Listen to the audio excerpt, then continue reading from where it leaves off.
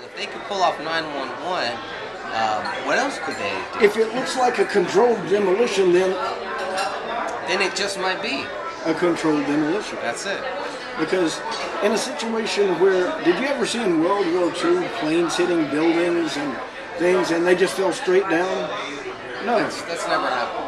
I don't think it ever has. How did it happen now? And of all events in all time of history, has it ever happened? Yeah, I don't think there has been once. So that's an astronomical odds of that to really happen as it was presented to us. Well, I mean, I was a person who watched it happen and thought that, okay, that could possibly happen. You really believed that at the time? I did. I really did. And they really no had doubt. you down then. Well, that was the whole thing, is that they really didn't, because I was already, questioning. I was already questioning things, and I had just seen JFK. Now that helped kind of get your mind opened up a little really bit. helped, because then because JFK was not killed by Oswald. No, he was not. He was not killed by Oswald. Even if you think one of those shots came from him, and there was no doubtful, magic but even bullet. if you think that one shot came from him, it was not the kill shot. The kill shot definitely came from that grassy knoll, and everybody was running to it because the shot came from there, and they knew it hit him in the right side of the forehead, and that's what killed the president. And I do believe that it was a government op that did it within the United States government, a CIA operative, or a hireling of them. That's why many people feel the same way about 911. We feel the exact same way. And all of these things will be brought to light and will be They will. Adjudicated in due order. They will, and it might not even be in our lifetime. Oh no, it won't be in our lifetime, but it will occur. It might not be in your children's lifetime. But one day, sometime, somewhere, people will know. People see this at different times. It took me at least 3 years, 4 years, from 911 to really say, okay, there's something wrong here. But it didn't take much. It really only took somebody passing me a DVD. I watched that DVD, and I started having more questions. Clicked on. When I watched JFK, I had many more questions. I just, this was back in this was early 90s. The Zapruder film makes it so clear. You go, oh, that's not anything like this. Yeah. So really, to really think that, well, if they could pull off JFK, they could pull off 911. It's not a far stretch. It is not hard to do, actually, if you do everything in the right way and the media is in support or in some way helping. Not all of them were, of course. This was a big op. I mean, you have to have everybody in line. You had to get a lot of people on a lot of boats to run down the same pattern. A lot of people did. They ran with it. But I don't know if they ran with it because they were tricked. No, I think it was like they just knew how to manipulate the information. And maybe it's different for every person. It wasn't that everybody was part of it. It's just how you present it. Sure. And maybe,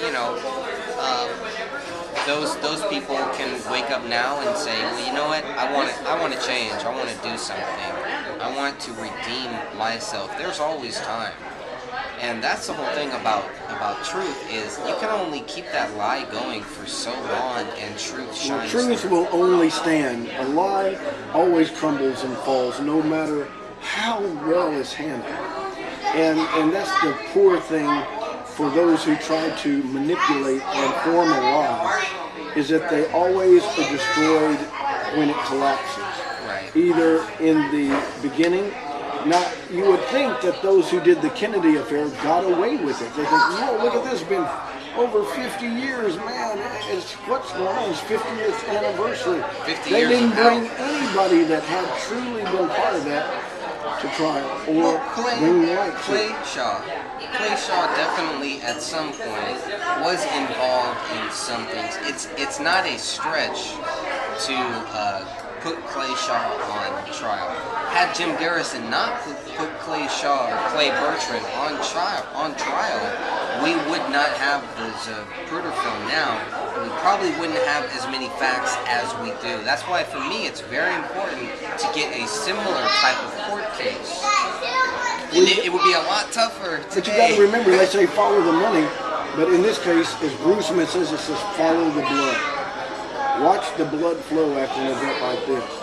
Well, the girl who had taken pictures of certain things, she died. So did Barry Jennings, who was in Building 7. And there are people like me and others who know all the pieces and go, I really don't think anybody knows all of the pieces. I think you're absolutely right. I think many people are onto a lot of good leads, and there are a lot of great leads in this.